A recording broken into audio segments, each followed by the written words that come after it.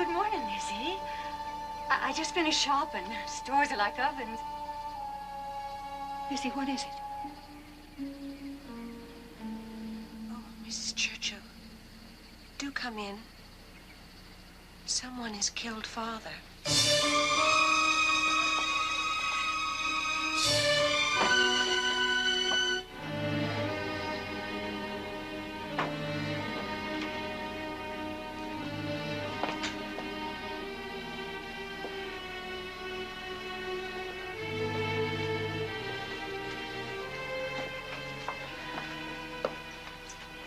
Where?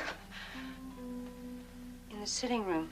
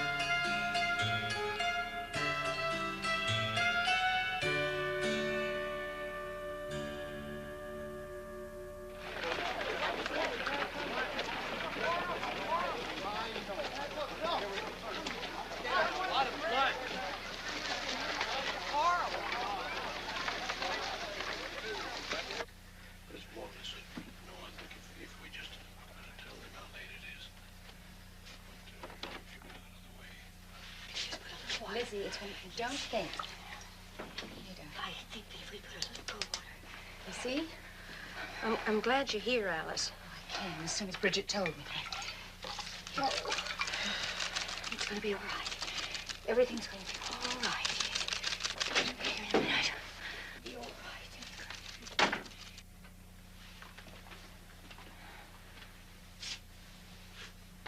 He's been dead less than half an hour. Where's your sister, Lizzie? She's visiting the Brownells in Fairhaven. I'll go at once. Ask my wife to send a telegram. Thank you, Dr. Borden. Lizzie, you must try to rest. Would you like to lie down? Come on, let's go in the parlor.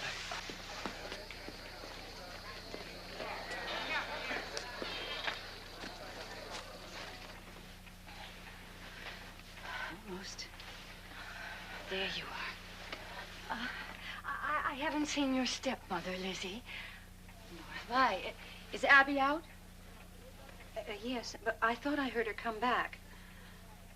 She's probably in her room. There's nobody up back, Miss Lizzie. I looked when I fetched the sheet. Then try up front. She must be in the spare room. Please, Miss Lizzie. Oh, Maggie, do as I say. I'm not going up there alone. Oh, come along, Bridget. I'll go with you. Come on. Lizzie, you must get some rest.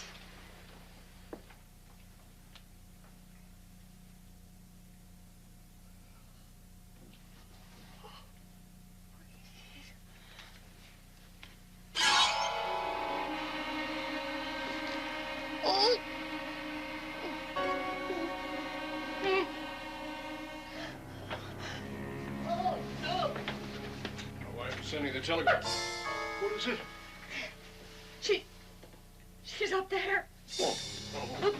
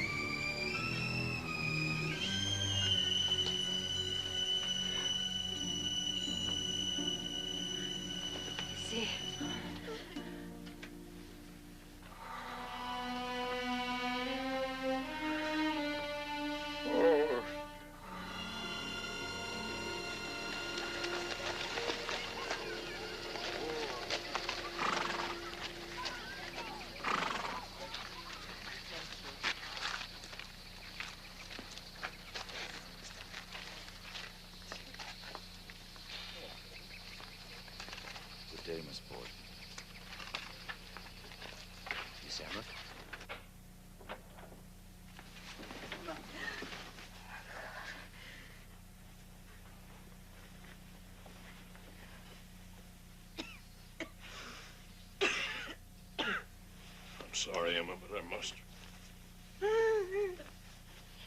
It's all right, Emma. Oh, Alice. I'm so glad you're here. I'll stay as long as you need me. Thank you. Lizzie? She's in her room.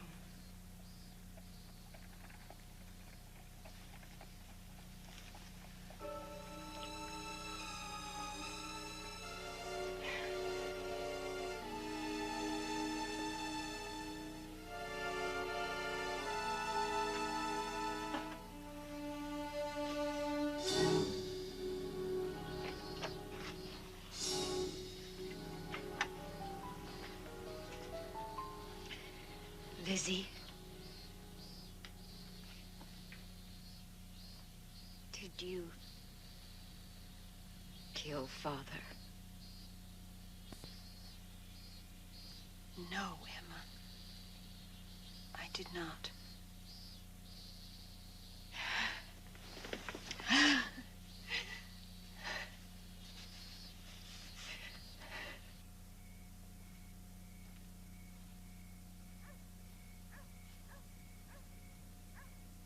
No more, Emma. Please, no more. Lizzie, Dr. Bowen says. But I can't think. I can't think. What is that he's giving me? It's just something to quieten your nerves. But I must think. I must. Hush. Papa.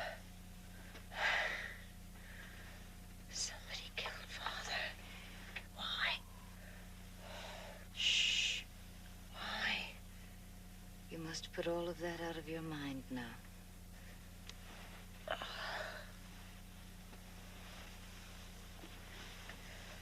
You never should have gone away, Em. I know. I know, dear. But I'm back now. What are we going to do, Em? I've always looked after you, haven't I? Just like I promised Mother. Yes, Em. Well, then, you see? Everything's going to be all right. You just go to sleep now. Yes, Em.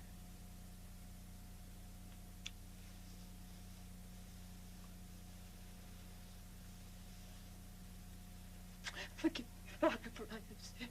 Holy Mary, Mother of God, pray for us. Holy Mary, Mother of God, pray for us. Holy Mary, Mother of God, pray for us.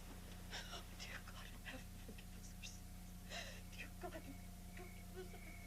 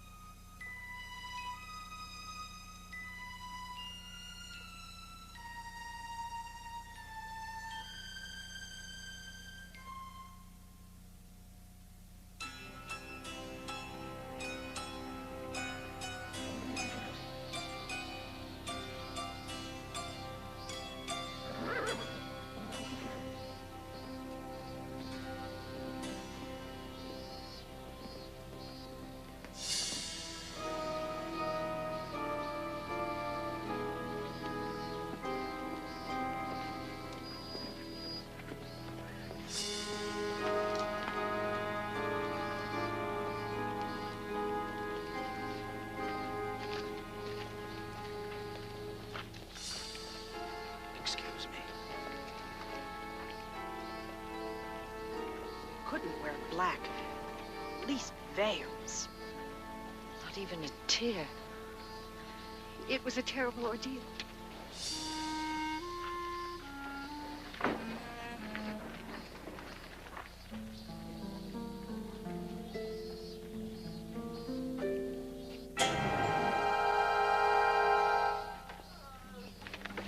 Miss Borden.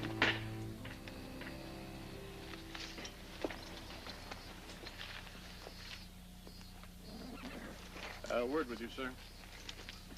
Who are you? Can't you see I'm busy? I'm City Marshal Hilliard with instructions for you. Instructions? After the family has left the gravesite, both bodies are to be taken to a receiving tomb where the heads are to be removed. Removed? And shipped to Dr. Edward Wood, professor of forensic medicine at Harvard University. Whose order, may I ask? His Honor, the Mayor. Naturally, the sisters are not to be told.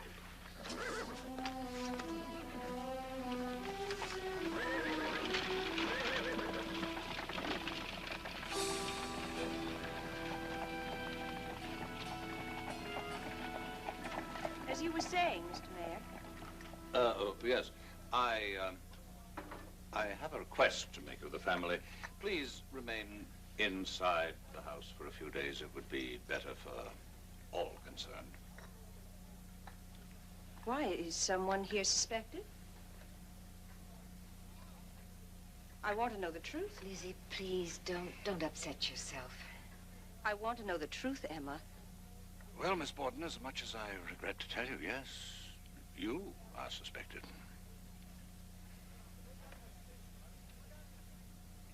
We tried to keep it from her as long as we could.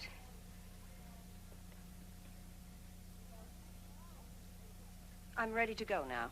Oh, that won't be necessary. If you're disturbed by the crowds out there, just notify the officer in the yard. Then I'm to be a prisoner in my own home? You shall have all the protection the police department can afford. Well, we shan't trouble you any further. Naturally, we want to do all we can to help in this matter. There will, of course, be an inquest, closed to the public if you prefer. Whatever you wish.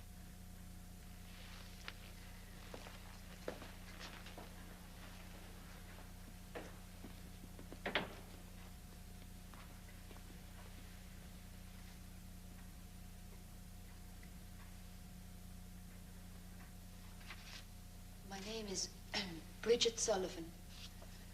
I'm 26 years old and unmarried.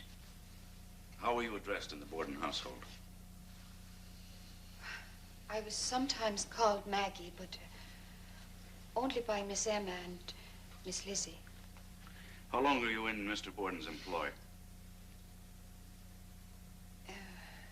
2 years and 9 months at the time of his death. Did the Bordens keep any other domestic servants? Well, sometimes a young man came from the farm to chop wood, but he hasn't been round since last winter. Then you and Miss Borden were the only persons in the house the morning of the slayings, aside from the victims. Yes, sir. Now, Miss Sullivan, can you describe the events of that morning from the time you arose?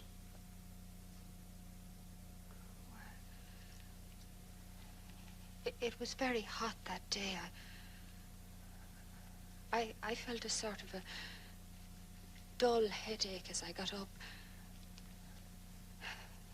It must have been the mutton broth from the night before. Mutton broth? Yes, sir. We'd had it 5 days running. I see. And was Miss Borden also sick that morning? Not at all. At least she seemed fit enough to me.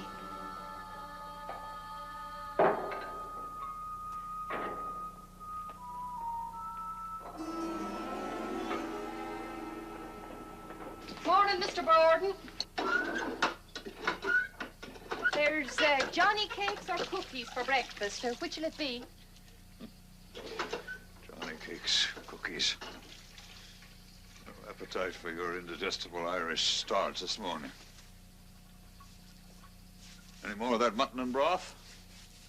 Yes, sir. But I suspect it's gone off in this heat. It really wants to be chucked out. Sure, it's not fit for human consumption. Waste not, want not. Serve it.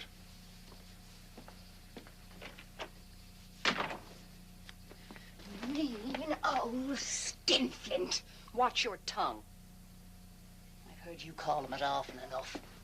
Still, it's not your place.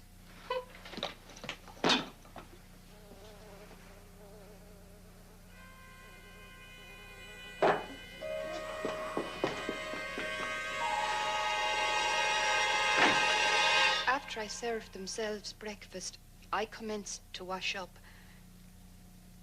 That's when Mr. Borden left for downtown. Did you lock the door after him? Yes, sir, I locked it. Mr. Borden was very strict about that. When I'd finished my dishes, I took them into the dining room. Mrs. Borden was there, dusting. Where is Father? Went downtown. He left while you were upstairs. Oh, Bridget, fetch a pail and some water. I want the windows washed. Today, Mrs. Borden, it's awful hot. Inside and outside, both. They're intolerably dirty. Please, Mrs. Borden. Look, I'm feeling poorly today. Couldn't they wait, perhaps?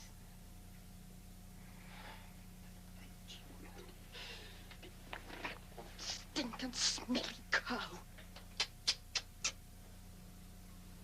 I went down into the cellar and got a pail and a brush and went outdoors.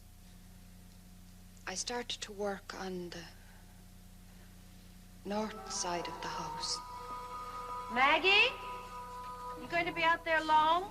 Yes, but you needn't lock the door unless you want to. I can get fresh water from the barn.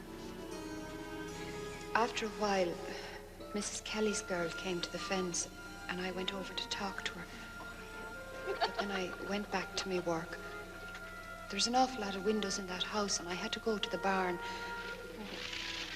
3 or 4 times for fresh water. During all that time, I did not see anybody come to the house until Mr. Borden came home.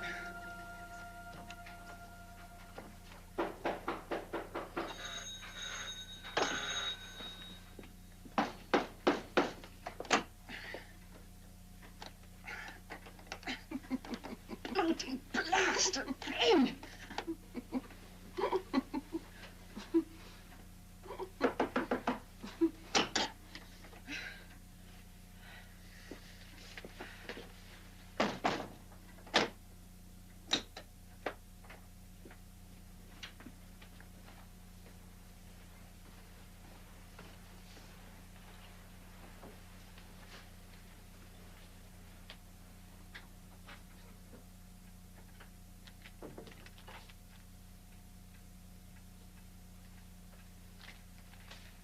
Is there any mail? None for you?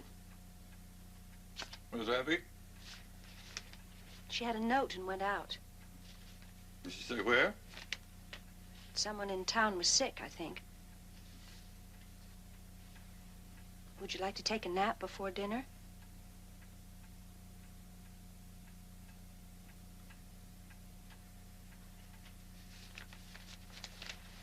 After I've read my paper.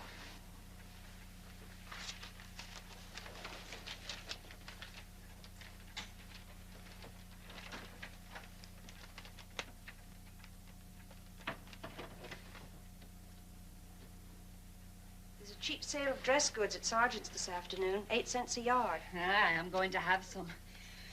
But not today in this heat. I feel too ill. Yes, you do look peaked. Why don't you finish those windows later? You can rest before the noon meal.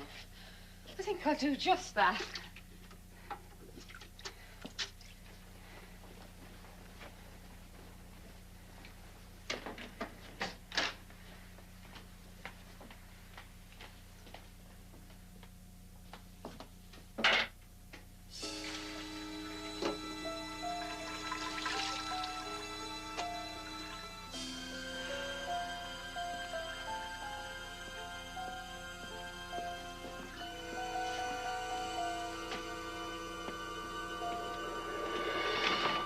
Then I went upstairs to my room and lay down without taking off any of my clothing. I heard the City Hall clock start to strike 11. I must have been there 3 or 4 minutes. I never went to sleep at all. The next thing I heard was Miss Lizzie hollering, "Maggie, Maggie." Up to the time Miss Lizzie Borden told her father about a note which purportedly came for her stepmother, had you heard anything about it from anyone? No, sir. I never had. Thank you. No further questions, Your Honor. And the witness is released unconditionally without bail.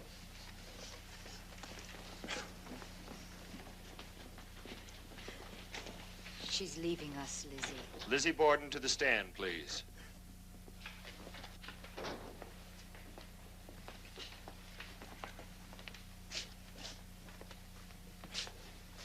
Do you swear to tell the truth, the whole truth, and nothing but the truth, so help you God? I do. Please be seated.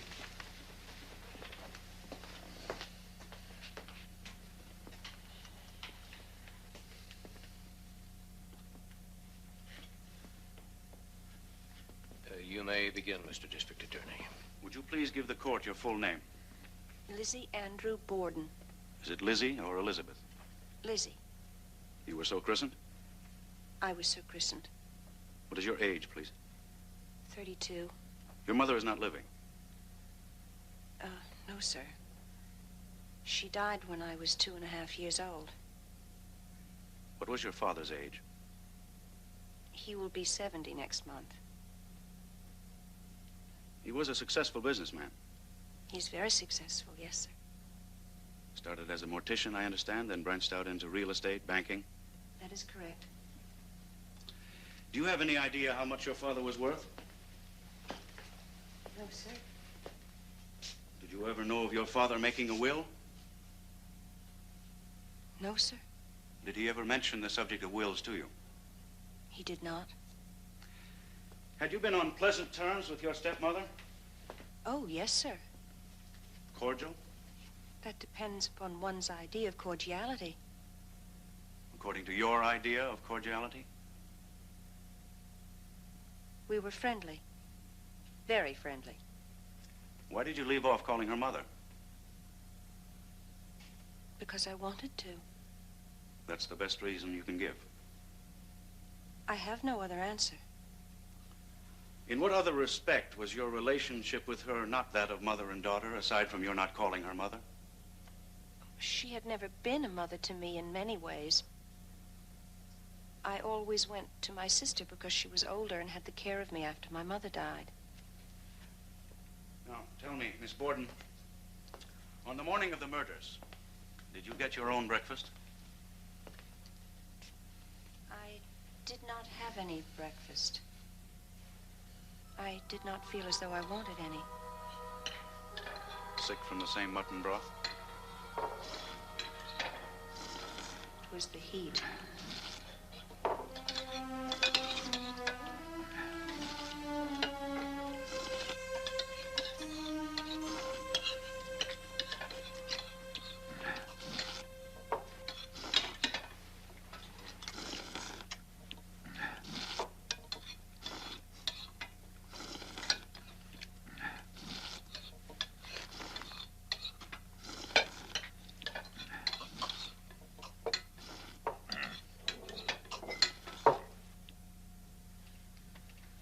Would you repeat the question?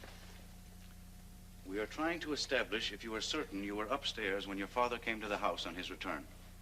I think I was. Now, you remember, Miss Borden, you told me you were downstairs, not upstairs when your father came home. You've forgotten, perhaps? I don't know what I've said. I've answered so many questions, and I'm so confused I don't know one thing from another. I'm telling you, as best I know, I have no one to counsel me. There is no need for counsel.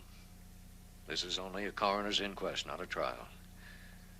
You may continue, Mr. Knowlton. Which is your recollection now? Were you downstairs or upstairs when the bell rang and your father came home?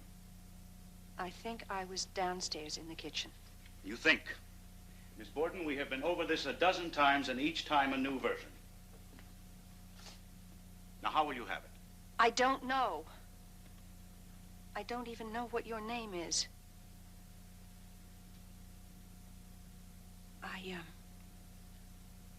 I think, as nearly as I know, I think I was downstairs. When did you last see your stepmother? When she went up to change the bed in the spare room. And you never saw or heard her afterwards? Until you discovered your father's body? A period of approximately 1.5 hours. No, sir. Did you have any knowledge of her leaving the house? She said she had a note. Someone was sick. Did she tell you where she was going? No, sir. Did she tell you who the note was from? No, sir. Did you ever see the note? No, sir. Do you know where the note is now? No, sir. How long was your father in the house before you found him killed? I don't know exactly, because I had to go out to the barn. I don't think he could have been home more than 15 or 20 minutes. And what were you doing in the barn all this time? I needed some lead for a sinker. Did you say a sinker? Yes, sir. I was going to Marion on Monday to fish. I needed a sinker. And that's all you did? Look for sinkers? Yes, sir. In the loft. You think that would take you 15 or 20 minutes? I ate some pears up there. I asked you to tell me all you did. I told you all I did. I ate my pears. You stood there, eating your pears, doing nothing. I was looking out of the window. Stood there, looking out of the window, eating your pears. I should think so. How many pears did you eat? 3, I think. Now, can you tell us, Miss Borden, why it took you 10 minutes to eat 3 pears? I do not do things in a hurry.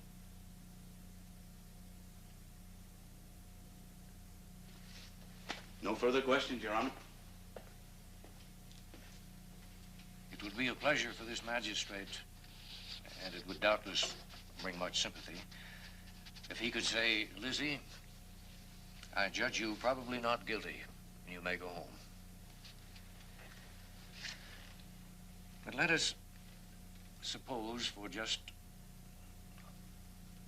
a single moment that this is a man before me. Suppose it was a man who was found in the vicinity of the murders, and it was he who discovered Mr. Borden's body. Suppose the only account he could give of himself here was unreasonable, contradictory. Would there be any question what would be done with such a man? So painful as it may be, there is but one thing to be done. It is the judgment of this court that you are found probably guilty, and you are ordered committed to await the action of the Superior Court.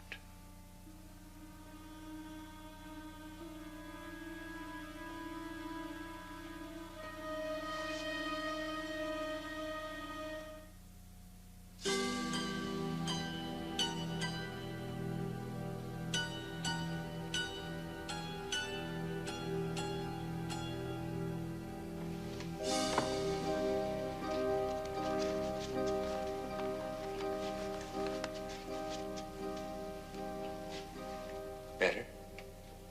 Yes, thank you.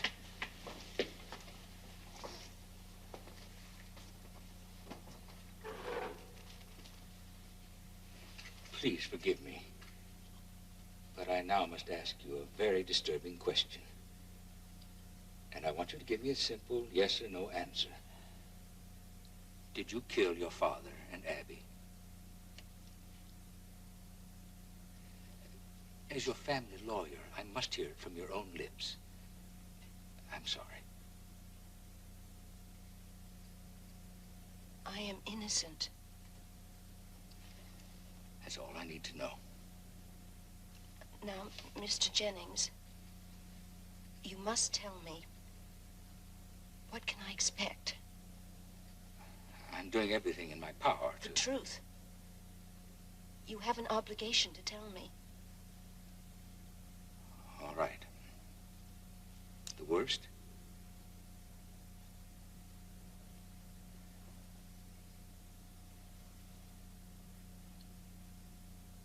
Death by hanging.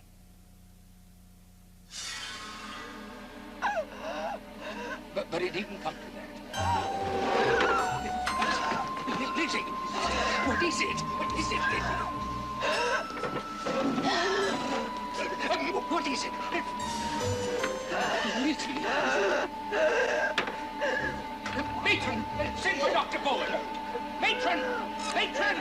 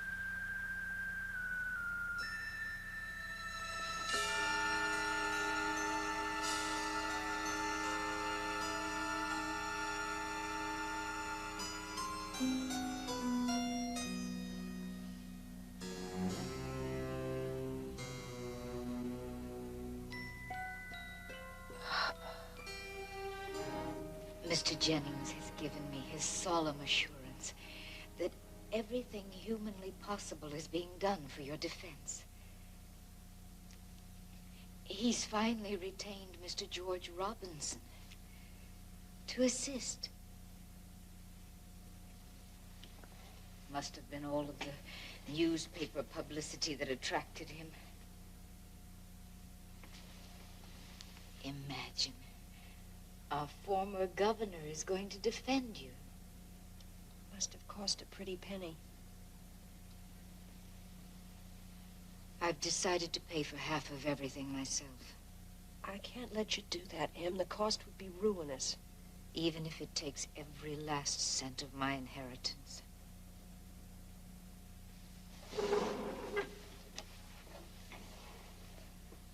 Mr. Jennings said that it might take months to bring me to trial. I don't know if I can stand it in this place that long. I'll be with you, Lizzie. Oh, Em. We're alone now. We have no one. We still have each other. Seems we've always been alone.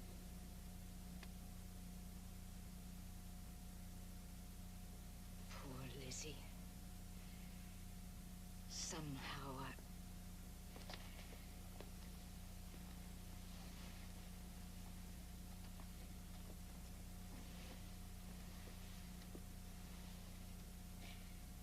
It's always been harder for you, hasn't it? Why do they speak so cruelly of me, Em? Who? District Attorney Knowlton. The newspapers. They call me the Sphinx of Coldness. Why do they want to hurt me like that? Oh, Lizzie. I don't think they mean to. It's just that you're special. And special people have always been misunderstood. You know that? Oh, Em. I don't want to be special. I know, Lizzie. I know.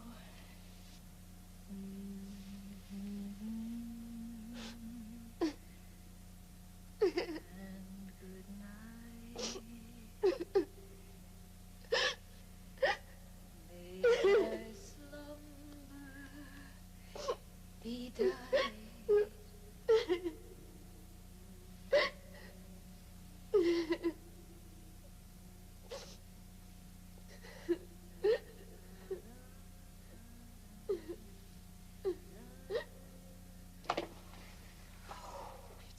Perfect.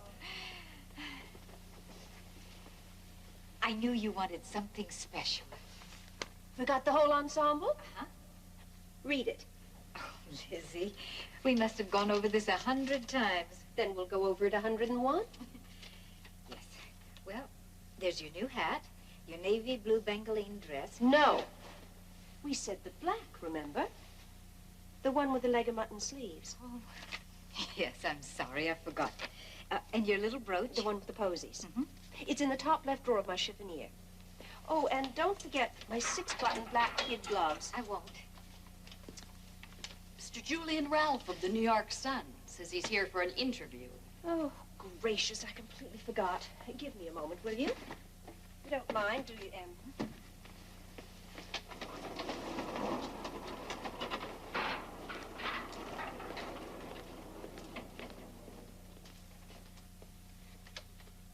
I understand your father's estate came to more than $250,000. Only slightly. All these months of legal expenses are fast eating it away. Well, the point is, one can't help wondering why a family of the Borden means didn't enjoy even the simplest convenience of a bathroom. Surely your father could afford more than just a basement latrine. But he wanted to give us all bathrooms. We begged him not to. You see, we had intended to move very shortly to a more fashionable location on the hill. It seemed an expensive extravagance for such temporary conveniences. My father was a kind and considerate man, Mr. Ralph. Such stories about him are a vicious slander. You're a most unusual woman, Miss Borden. Difficult to penetrate. What is it like for a lady of your station, of your sensibilities, to be here in prison?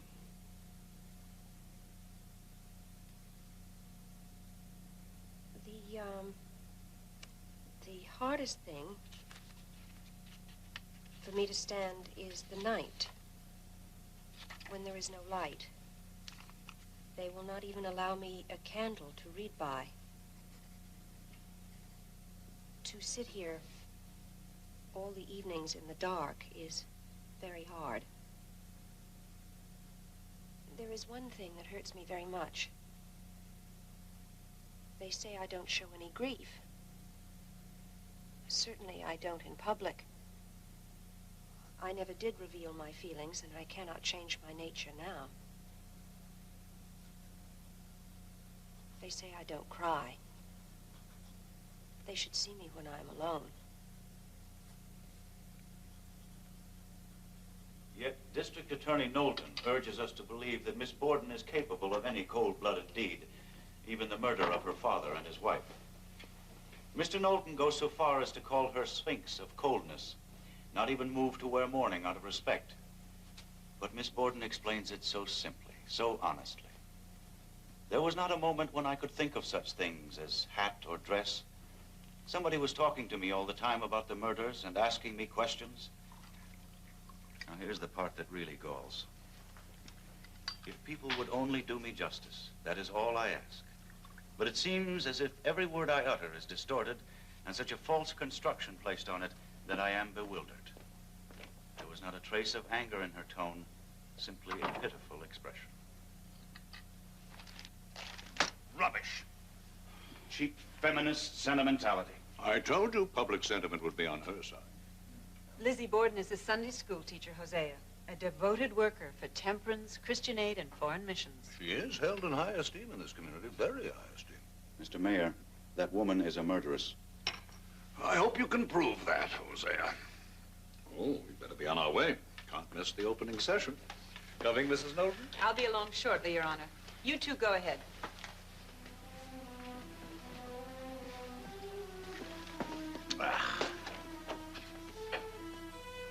It's not too late to pull out, Hosea. No, sir. Every time I see this case being tried in the press like this, I'm more determined than ever to see Miss Lizzie Borden tried and convicted in the courts.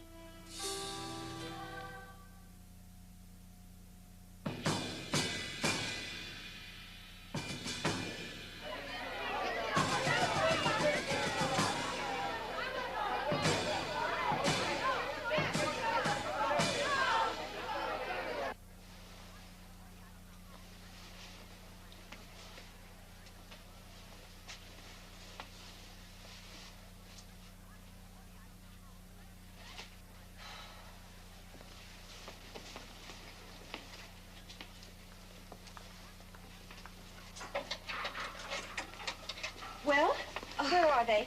Oh, Lizzie, the crowds, you cannot imagine. I said the 6-button black gloves. Oh, dear, I'm sorry in my haste. How can you be so witless? Well, I'll go back and Never fetch mind. Never mind, there isn't time. Sometimes I think you actually want to see me hang.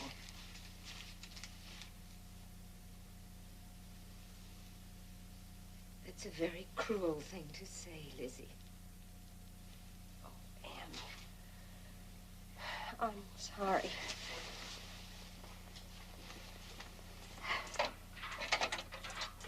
It's time. They'll not wait any longer.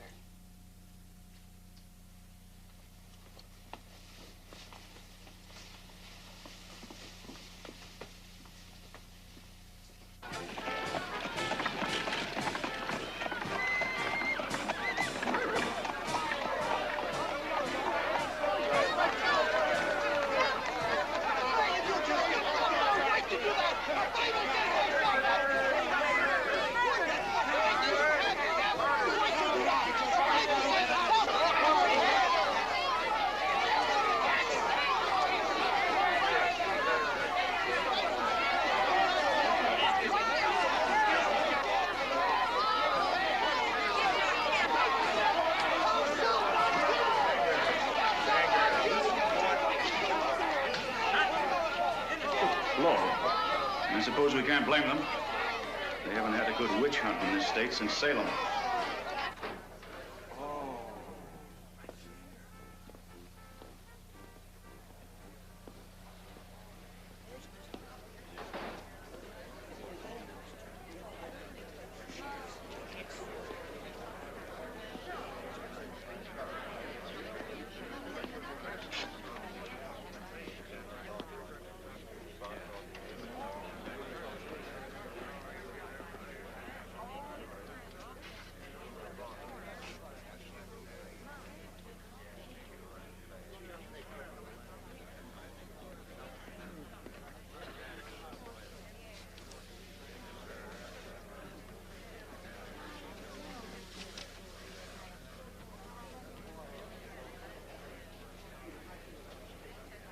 Hear ye, hear ye, hear ye.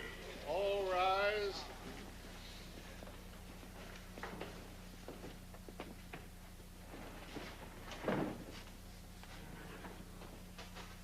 All persons having anything to do before the Honorable Justices Mason, Blodgett, and Dewey of the Superior Court for Criminal Business, now sitting at Bristol, draw near.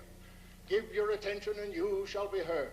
God save the Commonwealth of Massachusetts. Be seated.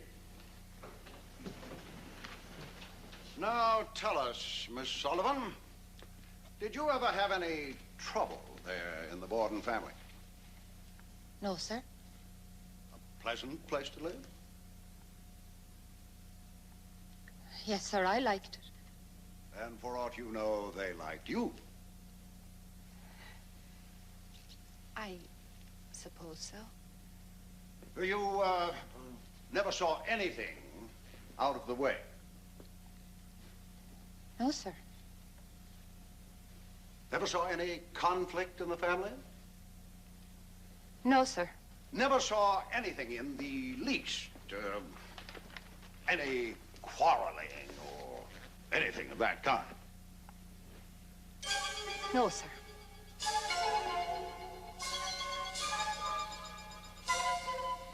Then Maggie is lying. I swear to you, Father, I did not take the money from your desk. That is God's truth. What would she know about the truth? Always making things up, imagining things. Lizzie, till now, I have protected you. I have excused you. I've paid your fines. I've prayed for your soul. I've endured the shame and humiliation as a parent and a Christian. But this is the limit, when you steal from your own father. If I did, and I most certainly did not, would it be any wonder? Well, you talk of shame. What of mine when I'm forced to walk down the street year after year in the same old dresses? Oh, listen to her. Spoiled rotten she is. The way we live. Why, we can't even entertain properly. Entertain, indeed. Who would you invite? This house. Lord, how I hate this house. No baths, no modern conveniences. Did you know that we are laughingstocks, Father? It's true. Behind your back, people snigger and call you skinflint. That will be enough.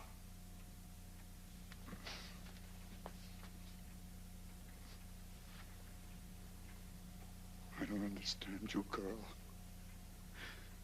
You and I were always so close.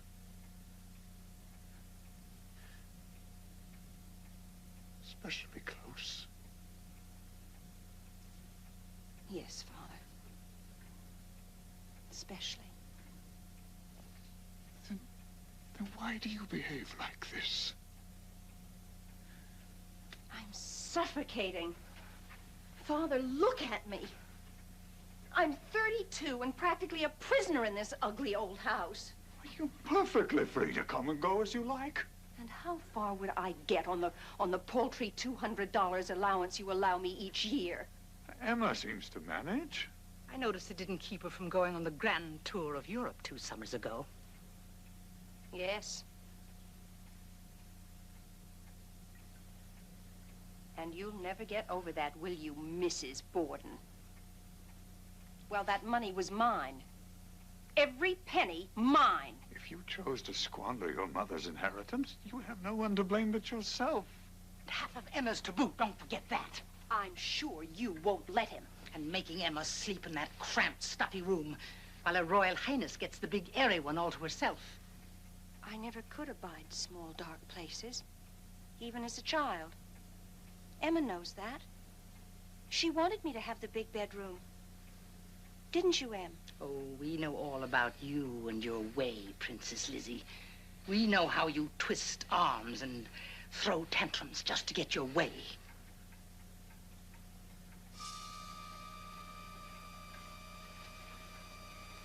If I were not a lady,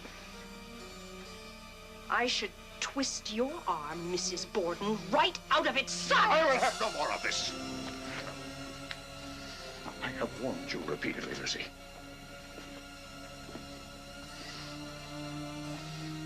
One way or another, you will learn not to bite the hand that feeds you.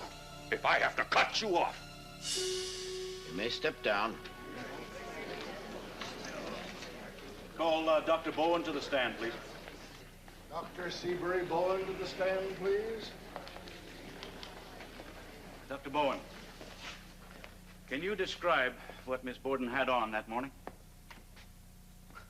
I wouldn't know, sir. It was sort of drab, not much color. It was sort of a morning calico, I should guess.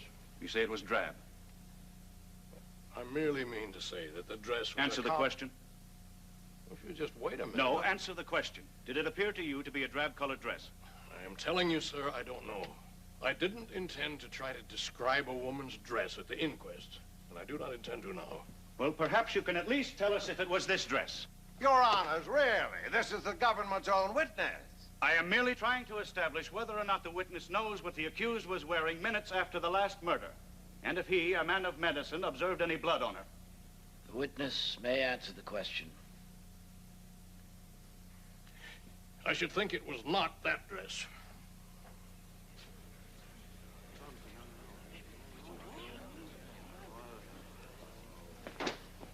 Your witness.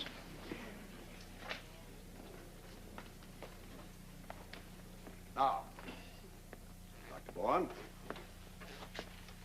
going back to the time, shortly after the discovery of the second body, were you summoned to Miss Lizzie's bedside to administer any medicine? Yes, sir.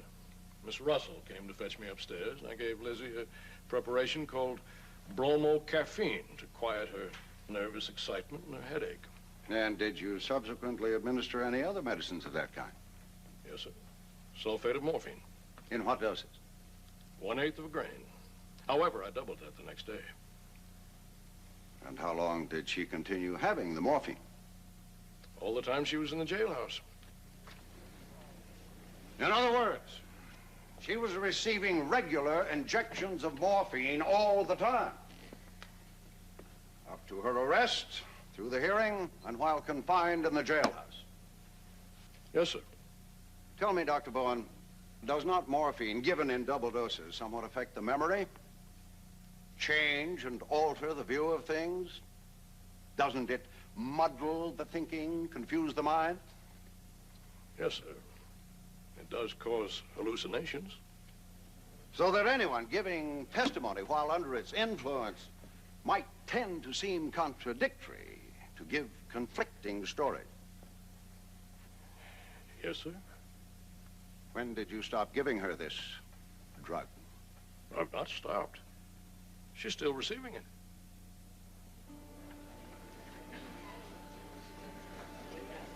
Thank you, Dr. Bowen. That will be all. No further questions, Your Honor?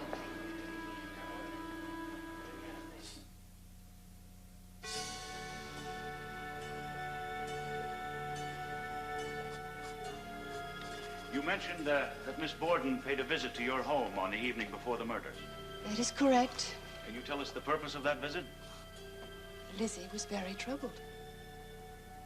She said that she couldn't help but feel that something sinister was going to happen. Sinister. Yes. She said that her father was having trouble with his business associates, and that she was afraid that someone was going to do harm to him. She told me that the barn had already been broken into and all of her pet pigeons had been killed. I tried to reassure her that it must have been some of the local boys up to mischief. But Lizzie felt sure that it wasn't.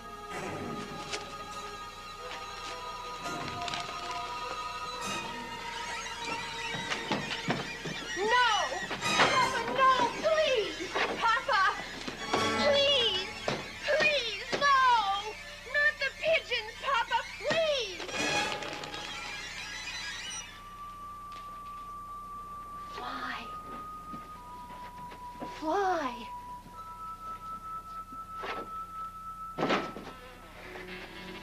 Papa, all those beautiful birds, why? Now let those young whippersnappers try stealing any more of my pigeons and see what they find. But they were mine. Yours? Let me remind you, girl, everything on this place belongs to me. What's mine is mine. And I will dispose of it as I see fit.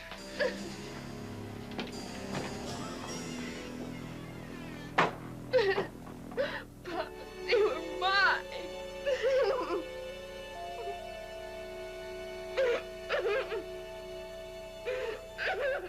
I tried to set her mind at rest. But Lizzie confided in me that even the house had been broken into in broad daylight when she and Emma and Bridget were at home. And as she left, she said that she wished she could sleep with one eye open for fear that they would come in the night and burn the house down over the family's head. And all this the very night before the murders. Yes. Was Miss Borden accustomed to making such nocturnal visits to you? Only on rare occasion. And this was certainly a most rare occasion. Now, Miss Russell, Can you tell us, please, about the incident which took place the day after the funerals, while you were still staying at the Borden house? An incident involving a certain Bedford court dress? Yes. That was on Sunday. Miss Lizzie, Miss Emma, and I had breakfast together. Bridget was not at home. I went up to the bedroom, and then when I came down, I saw Lizzie standing there with the dress in her hands.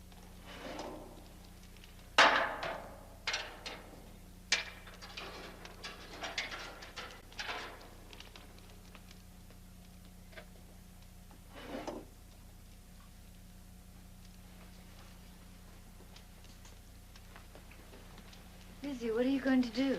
I'm going to burn this old thing. It's covered with paint. Lizzie, I wouldn't do that where people can see me. In broad daylight. Lizzie, there's a policeman in the yard.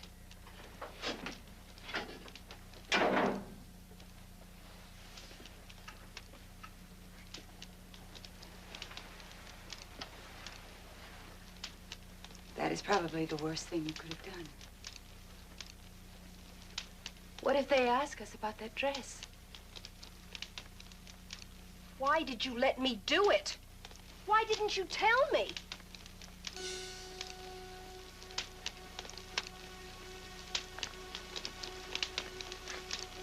Thank you, Miss Russell. No more questions, Your Honor. Your witness? No questions at this time. Witness may step down, please.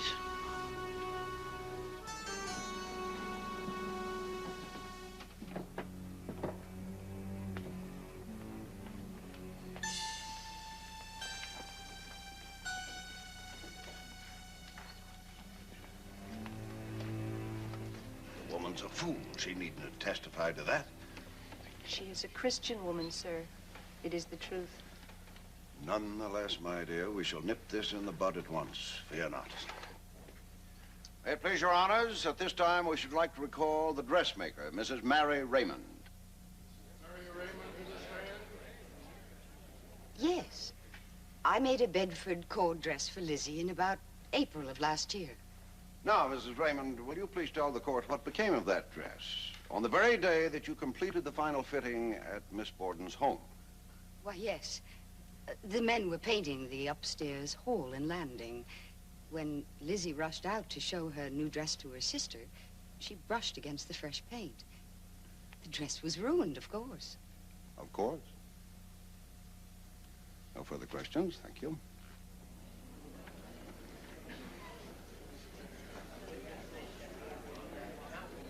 Now, Mr. Hilliard, can you tell us if this was the hatchet you found in the box behind the chimney in the Borden cellar?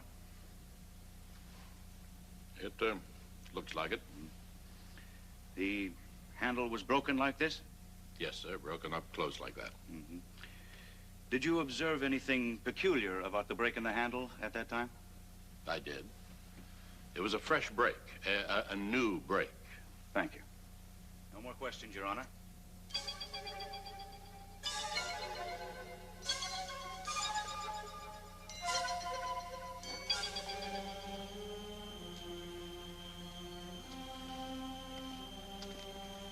What can I do for you today, Miss Lizzie?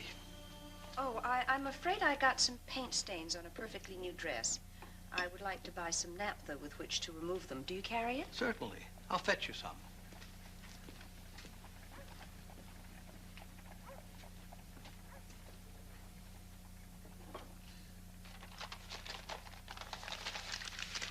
I imagine a pint will do. Oh, yes, that's perfect. Thank you. Please send the bill. Mm-hmm. Good day. Good day. Miss Borden took something. What? I couldn't quite see, but I'm sure she took something. Doesn't matter. Why didn't you stop her? No need.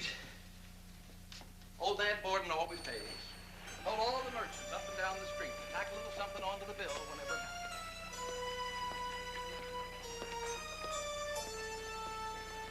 Miss Borden asked to buy 10 cents worth of prussic acid. Naturally, I informed her we did not sell prussic acid unless by a physician's prescription. And what did she say to that? She said she'd bought it several times before. So I says, well, my good lady, not from me. Prussic acid is a very dangerous thing to handle. Did she tell you why she wanted such a lethal poison? I understood her to say she wanted to clean a sealskin cape.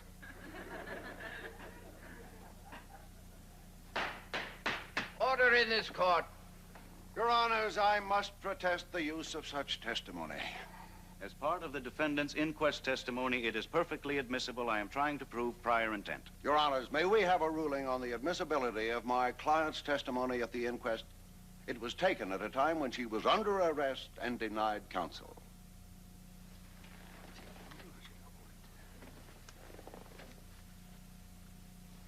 Will you both please approach the bench?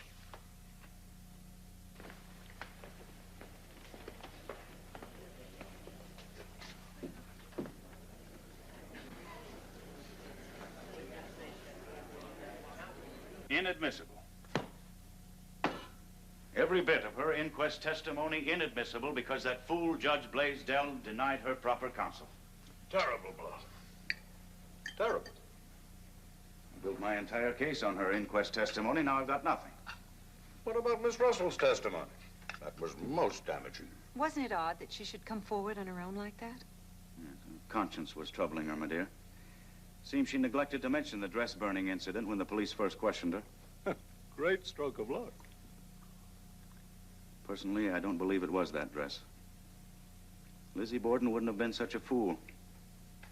Which leaves me still wondering, what did she wear? Nonetheless, I'm sure that the case you've made so far will stand on its own merits, Hosea. Not if Robinson keeps getting our witnesses to discredit their own testimony. He's a shrewd devil, our ex-governor. I trust you have more cards up your sleeve, Hosea. I needn't remind you how much is at stake here. No. One, perhaps. And it had better be a trump card.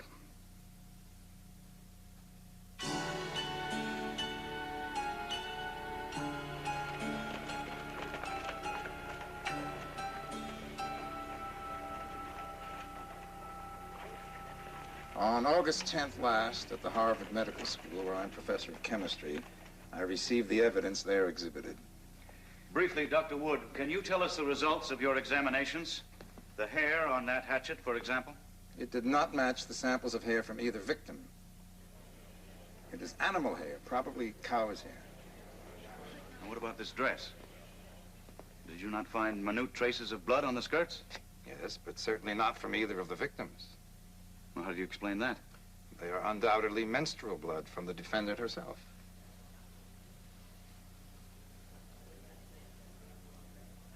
Well, let me ask you, Doctor, if this hatchet could have been used and then cleansed so as to remove any trace of blood. No, not by a quick washing, as you've suggested. And it would be nearly impossible to wash blood off that broken end. This is dreadful. There was no time to go over Dr. Wood's testimony. He just got in from Boston an hour ago. No more questions. Your witness? In other words, Dr. Wood, assuming the assailant wore the same clothing during both murders, he most probably would have been splattered with blood from head to foot. Is that right? In my opinion, yes. And yet every witness has testified that the accused showed no signs whatsoever of blood upon her clothing just moments after the last murder. Thank you, Your Honors. No further questions. Don't make me laugh.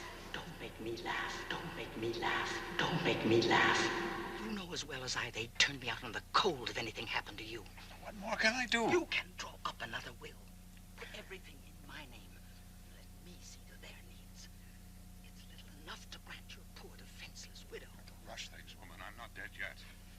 I'll not be turned out into the streets to starve like a stray dog. She could live off her own fat for years. You owe me that much. All right, all right. I'll see my lawyer next week. Now, please get some rest. I'll see her dead first. Lizzie, you can can spend the rest of your life begging crumbs off that old sow. Not I. Lizzie, please. You always frighten me when you get like this.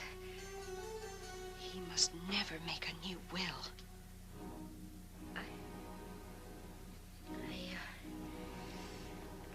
I'm going to visit the Brownells in Fairhaven. I'll leave tomorrow. Yes. Yes, you go to Fairhaven. Well, Dr. Draper, to the stand, please. Dr. Frank Draper to the stand. Were you able to determine the size of the cutting edge of the murder weapon from any of the wounds, Dr. Draper? Not from Mrs. Borden's skull, but I was able to effect a conclusion from Mr. Borden's skull. In that case, though I deeply regret it, I shall have to ask your colleague, Dr. Wood, to produce the skull in question. Very well.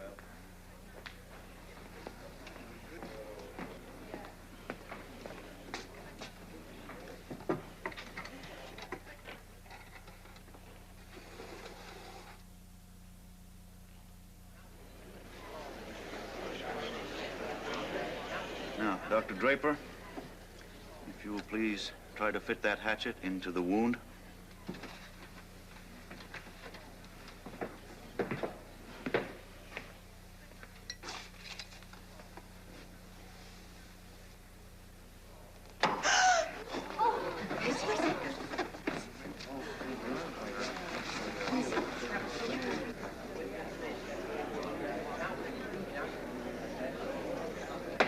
Order in the court. Order in the court. This court will be adjourned till 9 o'clock tomorrow morning.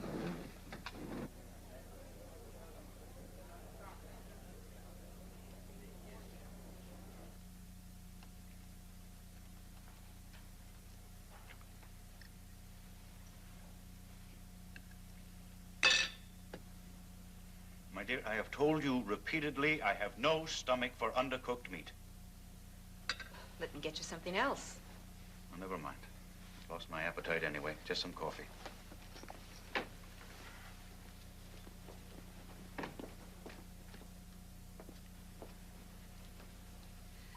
shall be glad when this trial is over. It's beginning to tell on you. It's not a trial, it's a sideshow. That woman actually believes she can get off scot-free by hiding behind her skirts. What else has she? I'm sorry, Hosea.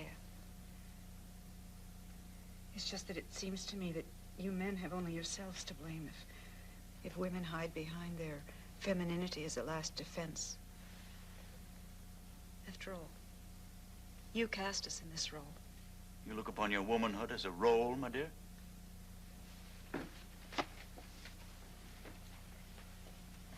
It's not always a convenient part to play.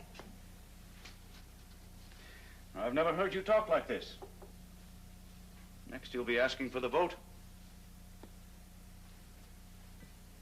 I gather you sympathize with this murderess. She has not as yet been found guilty, Hosea.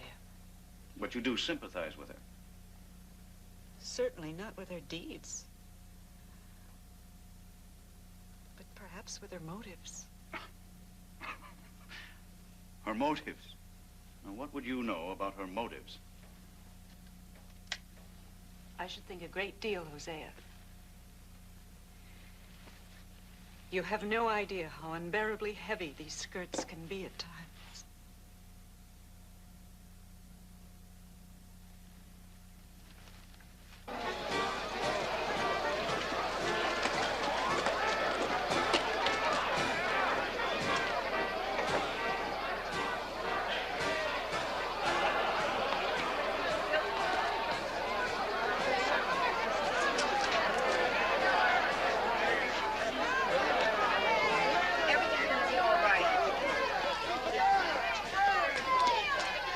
When did you next see the Bedford Court dress? Sunday morning. I was washing dishes, and I turned and saw my sister Lizzie at the stove. And she had the dress in her hands. She said, I think I'll burn this old dress up. And I said, yes, why don't you? Or something like that. Was Miss Russell present at the time? Yes, sir. And she said afterwards that it was the worst thing Lizzie could have done. And, of course, we knew that she was right, but it just didn't occur to us until that moment. Did your father wear a ring, Miss Emma, upon his finger? Yes, sir, he did. Was or was not that the only article of jewelry he wore? The only article. From whom did he receive the ring? From my sister Lizzie, many years ago. Previously to his wearing it, had she worn it? Yes, sir. It was her favorite. Did he wear it constantly after that? Always.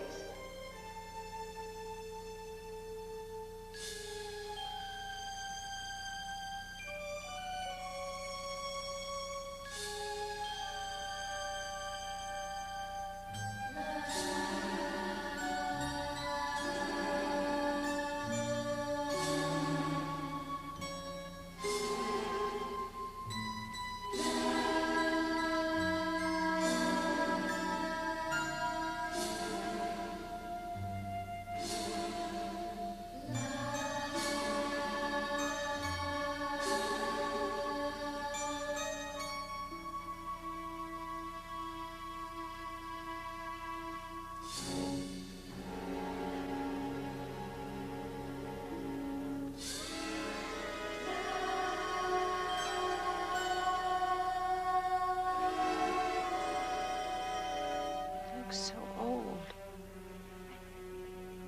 Your witness? Were the relations between you and Lizzie and your stepmother cordial? Between my sister and Mrs. Borden, they were. When did she cease calling her mother? I don't remember, but it was some time ago. Well, prior to that, she had called her mother. Yes, sir. From childhood.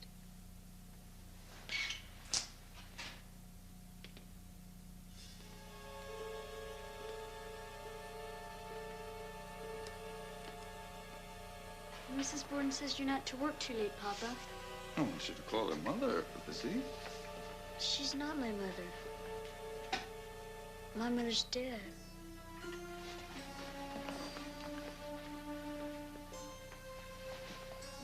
Still having those bad dreams about your mother? Oh, it was a long time ago. Besides, death is nothing to be afraid of, Lizzie. There's nothing more than a long, peaceful repose. Do you remember Sleeping Beauty? Well, then, look. Look. See how serene she looks? Feel. In the flashes. Smooth and cool to the touch.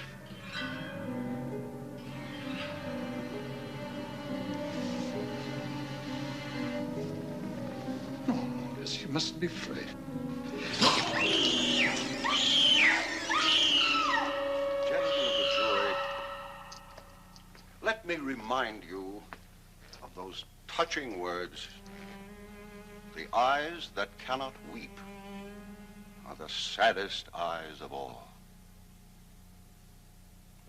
Andrew Borden went to his grave, wearing upon his hand a pledge of love and faith, the ring that belonged to his little girl. To find her guilty, you must believe her to be a fiend. Does she look it?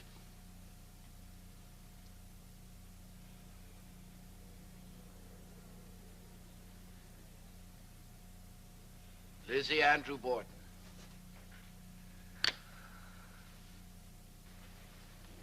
It is your privilege to add any word which you may desire to say in person to the jury. I am innocent. I leave it to my counsel to speak for me.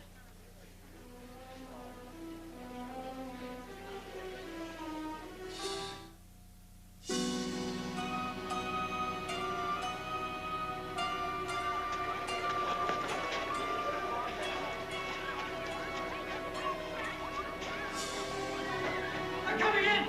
They're coming in! The jury is coming in! Lizzie Andrew Borden, put up your right hand. Foreman, look upon the prisoner. Prisoner, look upon the foreman. What say you, Mr. Foreman? Is the prisoner at the bar guilty or not guilty? Maggie? You going to be out there long? Yes, but you needn't lock the door unless you want to. I can get fresh water from the barn.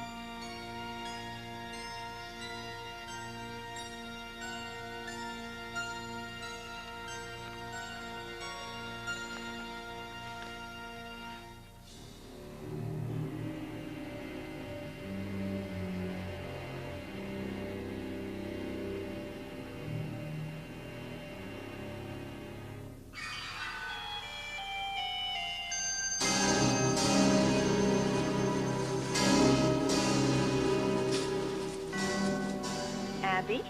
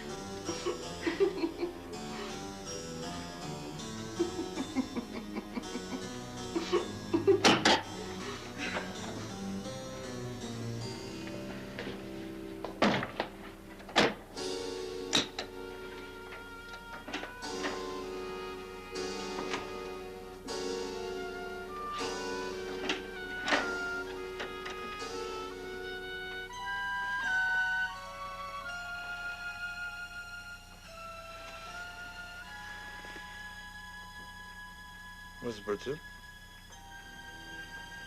Upstairs in her room, taking a nap before the noon meal. You're a strange girl, Lizzie. One minute is hard and cold as a gravestone. Next as loving as any father could wish. I know what goes on in that mind of yours. I guess we'll never know.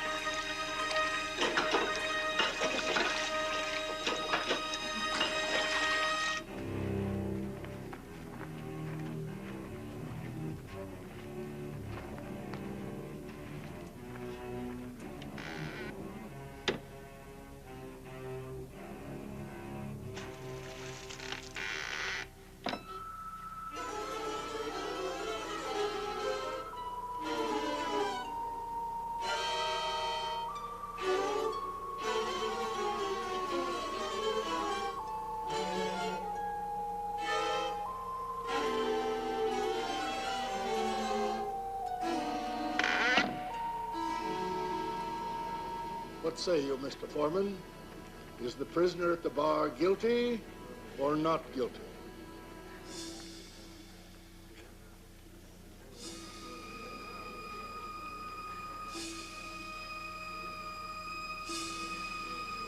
Not guilty.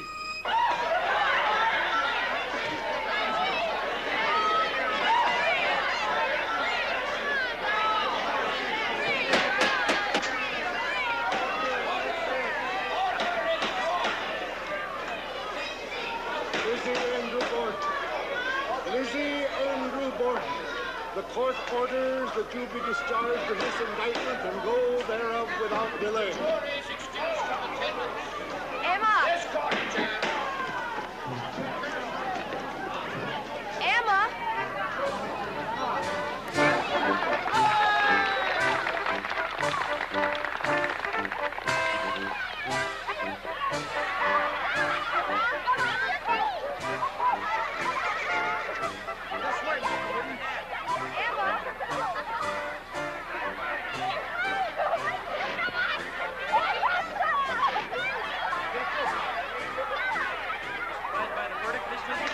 Miss Borden, how does it feel to be a free woman again?